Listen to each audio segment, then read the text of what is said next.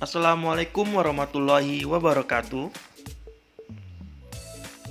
Hai, perkenalkan, saya Ozi Nurmazan, mahasiswa Universitas Jambi, Fakultas Sains dan Teknologi Universitas Jambi, program studi Teknik Pertambangan kelas A.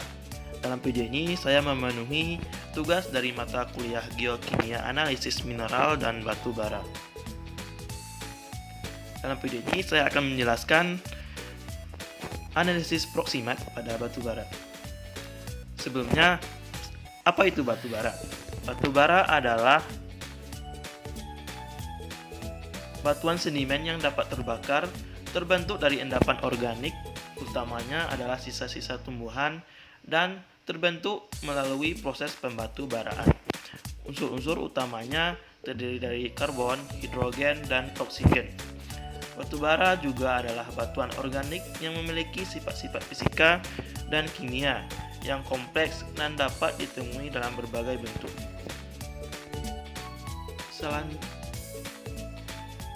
Selanjutnya, kita akan membahas mengenai analisis proksimat pada batu bara. Analisis proksimat adalah analisa yang meliputi kandungan air atau ice analysis moisture, kandungan zat terbang atau volatimeter, kandungan abu atau as, dan kandungan karbon tetap atau fixed carbon. Hasil analisa proksimat adalah rata-rata dari dua pekerjaan Duplo yang dinyatakan sampai 1 desimal dalam persen untuk kandungan air, zat terbang, dan abu. Adapun tujuan dari analisis proksimat batu bara adalah bertujuan menentukan kadar moisture atau air dalam batu bara. Kadar moisture ini mencakup pula nilai pre-moisture serta total moisture, as atau debu, volatimeter atau zat terbang, fixed carbon atau karbon tetap. Kemudian kegunaan dari analisis proksimat batu bara ini adalah berguna untuk menentukan rank batu bara, rasio pembakaran atau pool ratio, dan dapat digunakan untuk mengkonversikan basis analisa untuk parameter uji. Kemudian prinsip dari analisis proksimat, yaitu secara gravimetri, yaitu pengukuran berdasarkan perbedaan berat setelah dilakukan pemanasan.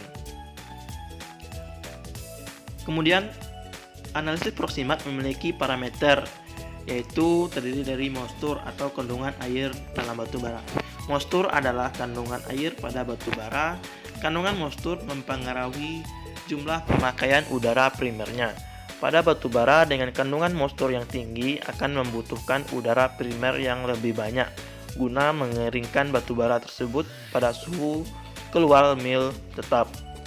Yang kedua adalah volatimeter atau zat terbang. Volatimeter merupakan presentase zat terbang pada batu bara seperti H2, CO, metana, dan zat-zat yang mengembung seperti gas CO2 dan H2O. Kandungan volatimeter mempengaruhi kesempurnaan pembakaran dan intensitas api. Menurut Waterhouse tahun 1995, komposisi volatimeter yang dapat ditoleransi sebagai bahan bakar dengan batas minimum 40% bila tanpa bantuan minyak bumi, tetapi bila dengan memakai sedikit minyak bumi umumnya batas 35% juga dapat ditoleransikan. Sebagai contoh, dalam satu perusahaan pembangkit listrik memakai standar minimum 25% volatimeter, maka dinyatakan bahwa 23% volatimeter tidak terbakar karena hanya masalah pada lower boiler load atau beban ketel uap terendah, menurun hingga 40%. Yang ketiga adalah abu atau as. Abu atau juga disebut mineral meter ini dapat dibersihkan dari batu bara atau dicuci. Mineral meter ini berasal dari tanah penutup atau lapisan-lapisan yang berada pada batu bara. Abu ini merupakan kotoran yang ada pada saat pembentukan batu bara atau pada saat proses penambangan. Kandungan abu akan terbawa bersama gas pembakaran melalui ruang bakar dan daerah konversi dalam bentuk abu terbang dan abu bakar. Semakin tinggi kandungan abu tergantung dari komposisinya, maka akan semakin tingkat pengotor poolingnya. dan korosi peralatan yang dilaluinya. Yang keempat yaitu karbon tetap atau fixed carbon. Fixed carbon merupakan karbon yang tertinggi setelah perdeterminasian zat terbang.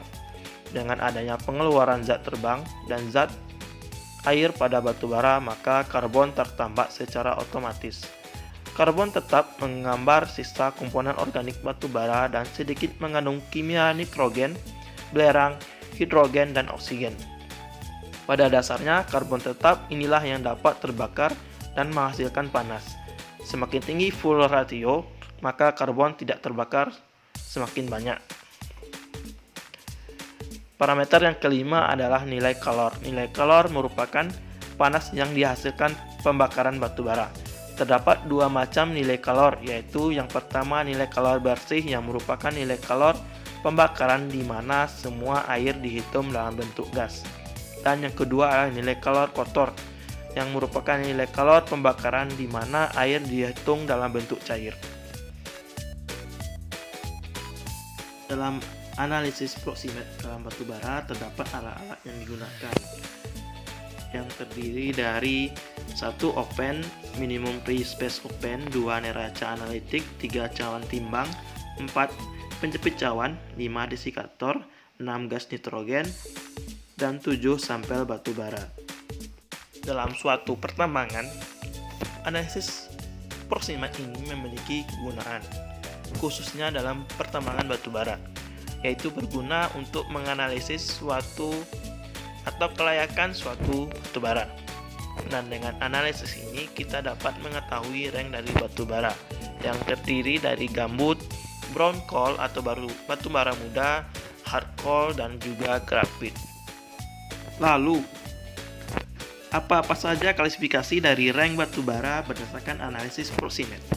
Yang pertama adalah gambut. Yang kedua adalah brown coal atau batu bara muda. Yang ketiga adalah hard coal.